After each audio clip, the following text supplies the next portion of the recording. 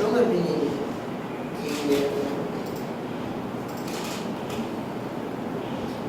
я требую сейчас говорить. Гульшат Нигматуллина заметно взволнована. Ее задержали во вторник. Делая большие паузы, она пытается объяснить суду свою позицию. Говорит, во время ковидных ограничений вместе со своей командой провела оцифровку более чем 13 миллионов записей, за что были премированы руководители районных отделов. Следствие считает, эти деньги передали подозреваемой. В ходе предварительного следствия установлено, что в период с 10 ноября 2020 года по 18 декабря 2020 года Нигматуллина, Ахмедзянов и Шарафутдинова дали незаконные указания своим сотрудникам, то есть начальникам районных отделов, передать им в наличной форме денежные средства, перечисленные на банковские карты в качестве единовременных выплат стимулирующего характера. Другие подозреваемые тоже задержаны. Это подчиненные Гульшат Нигматуллиной Ланда Шарафутдинова и заместитель Ринат Ахмедзянов. Экс-начальник республиканского ЗАГСа подозревается в превышении должностных полномочий и мошенничестве.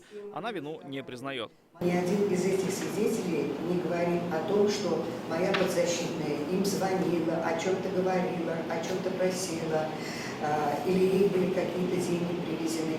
То есть моя подзащитная, ее фамилия называется только в связи с тем, что она являлась начальником ЗАГСа. Сегодня следствие ходатайствовал суд избрать Гульшат Нигматуллиной меру пресечения в виде заключения в СИЗО. Но сама экс-руководитель ЗАГСа сообщила, у нее на иждивении сын, который нуждается в постоянном уходе. И она готова сотрудничать со следствием. Я готова предоставить все данные, все сведения, которые я знаю, которые мне известны, которые могут быть полезны для расследования данного дела. И я прошу уважаемого суд учесть то обстоятельство, что у меня на иждивении находится совершеннолетний сын 27 лет, который является инвалидом второй группы.